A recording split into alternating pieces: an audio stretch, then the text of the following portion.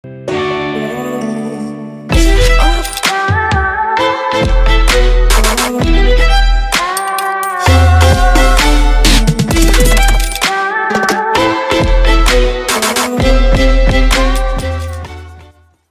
going on, guys? It's Pure Turbo here. Today we're going to talk about my Combustion build for the Clockwork City patch. This is a Stamina Dragonknight build made for 12-man content. You can use this build for 4-man content such as dungeons, but I would not recommend this for Dragonstar Arena or Maelstrom Arena. You'll need tailored builds for those. This is made for 12-man content. We're going to do a brief overview, quick overview right here of my stats, the skills, and the gear. The reason why we're doing a very quick overview and not in-depth like normal is because all that information is on my website. When you go to my website, you find the Combustion build. You can hover over the skills, you can hover over the gear, and it'll tell you where to get it, what it does, everything. It'll tell you everything. So, quick overview, we got 16k health, 37k stam, low stam recovery because this is a heavy attack build. Which is not very fancy but gets the job done. 4k base weapon damage, 50% crit, and 2k self pen. Those numbers look a little low because they're unbuffed, and the pen looks a little low because we're using our group as our pen. We're going to basically build our group for success, and that's what my builds will be on the website. They're going to be made for trials. A quick way to make them for dungeons is to swap the Munda Stone, which we're using the Warrior. You're going to swap that to the Lover. Since you won't have all those pin sets in group, that'll be an easy way, a very convenient way to change, to get the pin. So there's the stats. I'm going to show you real quick how much weapon damage it looks like when we're buffed. So 5,542, that's a big jump, wasn't it? And 60% critical. If a Nightblade's in the group, we're going to get 63% crit. So everything counts. When you want to build your team for success, they're going to give you the buffs that you need and the sets that you need in your group. And I have 3 DK builds, and they all work well together. So let's jump right into the gear. We have 5 Hunting's Rage, super easy to get, craftable. And we have 5 War Machine. This is going to be in Veteran Halls of Fabrication. So it's a little bit harder to get, but you can do it on normal. Easy peasy. Get that blue jewelry. No problem. It'll have all the same stats except for the max stam from Robust and the 2 and the 4 piece. The 3 and the 5 will stay the same. So why are we using this? Why are we using War Machine? Well, we're going to use Bolty on the back bar. The reason for that is because Bolty does more damage than Standard when you compare them, and and War Machine is going to give myself 15% extra damage for 10 seconds, whereas Standard gives me 15% extra damage for 17 seconds. So what this is basically doing is I'm losing 7 seconds of 15% damage for myself, but I'm gaining 15% extra damage for 2 other teammates. That's really good. For 2 other teammates, and I'm gaining the damage from the Bolty. Because if we look, Ultimate is physical damage, and it scales off all those pen sets we have in group. It scales off all that weapon damage. Well, the other ult does that too, but basically all the pen that we have in our group, this is going to be much more DPS than Standard, because Standard is flame damage. So if we compare the two, Ultimate is just way better in terms of damage. If you're looking at the damage from Ultimate versus Standard, right? Obviously I lose 7 seconds of my own damage, but I'm gaining 10 seconds on 2 teammates, which is super good. Much better for the group. If your group plays and builds for success, this is how it's going to be done. Obviously, you can still use the old, instead of War Machine, you can use 5 Hunting's Rage, and then 5 Vicious Ophidian, and then use Standard. That's perfectly fine. I'm just saying this is another way to play. This is the way I'm going to be playing, so I'd like to share that with you guys. 2 Velvet Dress, super good. Hits like a truck. The 1 piece is amazing in the meta. Super good. Most important part about this build is the enchants right here on the daggers and the bow. So our main hand, we want poison enchant, poison weapon enchant, right? And we have Nirnhone. It's important to have Nirnhone in the main hand because the game registers that as your damage, right? So we have 1,535, and a normal dagger is 1,335. If we were to swap these, it doesn't work. See how we have 3,847. Good lord, I can't talk. And if it's in our main hand, we get 4,000. It's because two hands have the same damage as one hand, and they want to keep them the same. So that's why. Anyway, so we want the poison and damage enchant on the main bar. This is important because we have an infused berserker on the off bar. And the reason why we have an infused on the off bar is not necessarily to make our weapon damage enchant better, which is nice, but it's to reduce the cooldown of the weapon enchant and the poison damage enchant. Before, the meta was use of infused poison damage. You see the damage difference is 4,183 versus 3,218. That's a pretty big difference. But what we gain is we gain Nirnhone in the main hand, which is 200 weapon damage to all of my skills. So we're losing 1,000 damage on the enchant alone, but we're gaining 200 weapon damage overall for all of our skills. And not to mention, the infused offhand is important because it's going to make our poison damage enchant in our main hand proc as many times as it would if it was infused main hand. That's important. That's very important because if you don't have infused at all in the front, your enchants won't. The uptime of your enchants will be much lower and they'll do way less damage. If you have infused on the offhand, both daggers benefit from that. Both daggers enchants benefit from that. So that's important. Just want to point that out there. Back bar bow is going to be a Maelstrom bow. It's going. Oh my God! It's not sharpened. It's not supposed to be sharpened. I'm so sorry. It's supposed to be Nirnhone. Whoa, that was a big mistake. Nirnhone. The reason for this, again, sharpen's not bad. The reason for this is Nirnhone gives you more weapon damage. You see how it's 1,537, same as our dagger.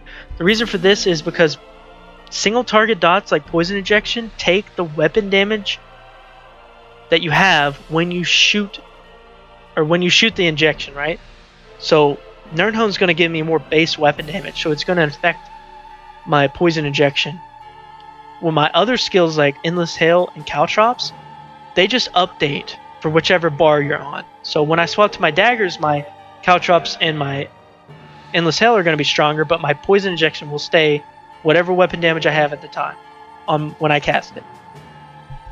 That's why Nirnhone is really good on the back bar for this reason.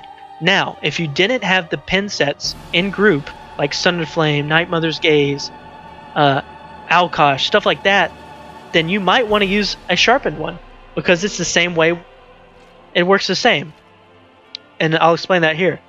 This won't affect, the sharpened won't affect your single target dots. What it'll do is it'll affect your ground dots because ground dots take the penetration you have when you cast them. So ground dots take the pen, single target dots take the weapon damage when you cast them. And then the ground dots update weapon damage depending on which bar you're on, and injection updates for pen. It's really weird. Don't ask me. I didn't make the game, but that's just how it works. And we're using damage health poisons on our bow bar. The reason for this has two dots. They're affected by Minor Slayer. I'm sorry, they're affected by Major Slayer and Minor Slayer. So they get the boost. My tooltip might be higher than yours if you don't have Minor Slayer, and that's the reason why. Also, Veladreth and enchants get affected by like Combat Prayer, Minor Slayer, Major Slayer, stuff like that. So this is actually doing like 2,000 damage.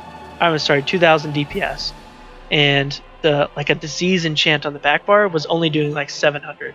So these are super good. If you don't want to keep creating them, which I don't see how you wouldn't, because hell, I got tons of poison stuff from just doing dungeons. I don't know where the hell it all came from, but if you don't want to do this, you don't want to buy them, you don't want to craft them, whatever, just slap a disease enchant on it. Don't worry about it. No problem there. So yeah, we talked about that. Let's go over the skills real quick. Just brief overview. I'm not going to talk about what they do or anything. Just a brief overview. You can see all this stuff on my website if you hover over the skills on the website. We got Ridding Slashes, Venomous Claw, Deadly Cloak, Noxious Breath, Ramming Trap, Flawless Dawnbreaker. These are all on the front bar in the dual wield. Back bar we have Bow, Poison Injection, Endless Hell, Razor Caltrops, very important that they're Razor, Flames of Oblivion, which is a flex spot. You don't have to have Flames of Oblivion. If you feel like you need more healing, please put Vigor there, no problem. The reason for that is because Flames of Oblivion targets whoever the hell it wants to, and it does flame damage. Although it does really good damage, it still does flame damage, which scales off Spell Pen. And then we have Molten Armaments, which is for a 40% extra damage on our heavy attacks, which is important. And then we have Bowl too. Like we said, we're using Ballista. It costs 175. It costs less than Standard of Might. It does more damage than Standard of Might, but you don't get the extra 7 seconds versus War Machine Standard. That's the difference. You don't get 7 more seconds of 15% damage, but you're giving 2 teammates basically a standard. That's the reason why we're using this setup. So guys, I hope you enjoyed this. We're going to move on to the rotation part. I know this was super quick. If you have any comments, if you have any questions, you can comment below on the video, on my website, in my Discord. I'll be happy to answer anywhere. Ask any question. No question is a dumb question. Go ahead and ask it. No worries. So we'll go ahead over to the rotation part. I'm going to do the same rotation for every DK build that I have because they all use the same skills and they all operate the same way. So bear with me on that. It's going to look the same if you're watching multiple videos. And then we'll do a DPS parse, and then we'll be out of here. So thanks for watching, guys. Alrighty, so we're here with the rotation part. I'm just going to show you what I do and then my thought process behind it. Obviously, you can do any variation of your own rotation.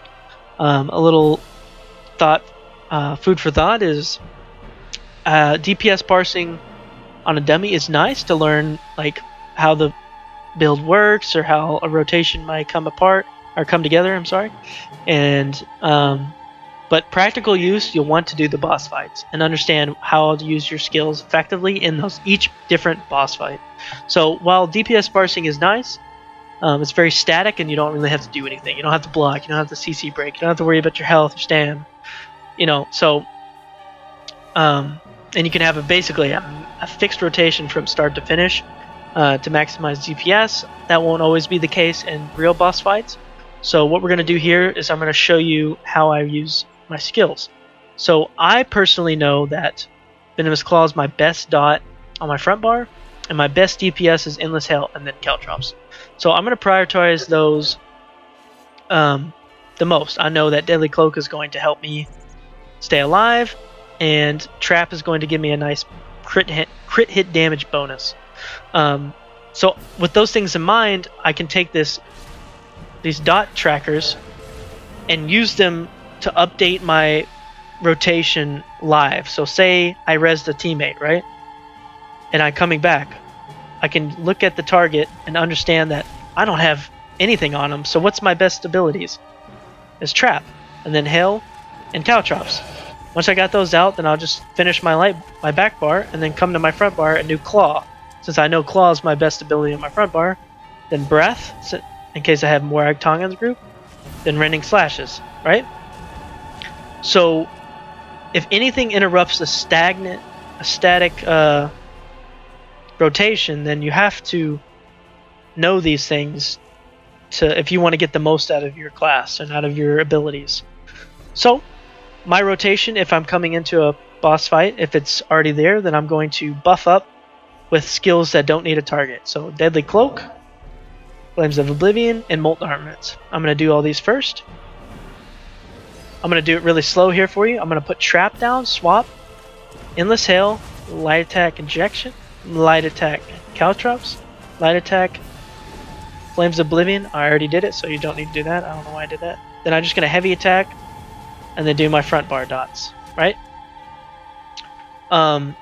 Again, you might see some of my gameplay videos where I come to the front bar and just do a light attack on all these dots. The reason for that is I want to get them out quick. maybe a Warhorn just hit, they called Warhorn, or I drop my standard, or if you're using War Machine and then Bolty. After you do that, you have like 10 to 17 seconds of 15% extra damage on a DK that you want to get out. You just want to get the most out of it, right? So to do that, I would do light attack and then dots. That way, all my dots are going while I have that extra bonus damage, instead of just doing the slow dot dot. And again, if you're low on stamina, then heavy attacks are going to be super beneficial. Watch, I'll show you. Watch my stamina when I do heavy attacks, right? So if I'm below 50%, I'm hurting for stam, right? So I'm going to do heavy attack and a skill. Look at my stam. It's going up even though I'm spending stam. That's why this build is really good, because you just take that resource management and kind of throw it out the window. Although if I had just used standard, I get a big pull of stam, or if I use Bolty, I get some stam back, and I want to utilize that extra bonus damage. So that's why I do the light attacks and then the skills, just to get them out quicker. So just to show you, I start off with trap, and then see how it takes time to arm. Then I use hail during that time. So I do trap and hail, and they hit rough. They don't hit at the same time, but they hit pretty close. And so what that does is it kind of starts my parse off with them hitting close to the same. I'll do a light attack injection, light attack caltrops, and then if I've started already with Oblivion, Molten Armament, and Deadly Cloak on, then I'll just go straight to the front bar and start with Claw, then Noxious Breath. If we have Moarg Tongue, it makes Noxious Breath even stronger. Then we'll do Noxious Breath over Rending Slashes, and then we'll do Rending Slashes. So the fast-paced rotation will look something like this.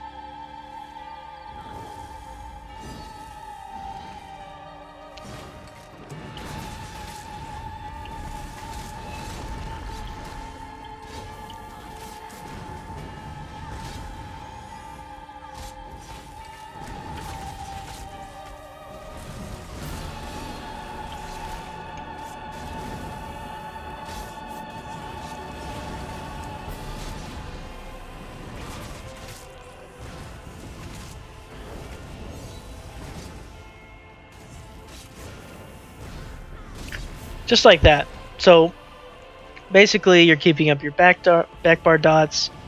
You're doing this every 3 rotations because it's a very long dot. I mean, a very long buff. It's like 40 seconds. You can even have a tracker for it if you wanted to. And then you do all of these every time you come into your back bar. And then you come in and do claw first. Whether you do light attacks or heavy attacks is totally up to you. And how your stam's looking, or if you have your major buff up from Major Slayer or Standard. So guys, that's kind of the rotation there. It's very simple, very easy, very clean, and not sleazy. Okay? Easy peasy. We're going to do a DPS parse next. With the parse, we're going to do Major Fracture and Guard on all of them, all of my builds. The reason for that, not Guard on the magic ones, on the stam. The reason for that is because we're just going to keep the variable of minor force up to 100, so it's not a variable, it's just always 100. And then the Major Fracture, some classes have it, some classes don't. We're just going to keep it the same across the board. Obviously Nightblades have 8% more damage because I have the Minor Berserk, and then Stamplars have Minor Fracture, but nothing I can do there. I could have somebody else come in and just combat prayer me and Power the Light all the time, but that's just too much. Overkill. So we're going to practice, we're going to do DPS parses with Major Fracture and Guard 100% of the time. No Crusher, nothing like that. And that way we can kind of compare between the classes. So I hope you guys enjoyed this. Watch the DPS parse. And if you have any questions, please comment below my YouTube, my website, or my Discord. I'll answer any question. No question is a dumb question. Thank you guys for watching. I hope everyone has a good day.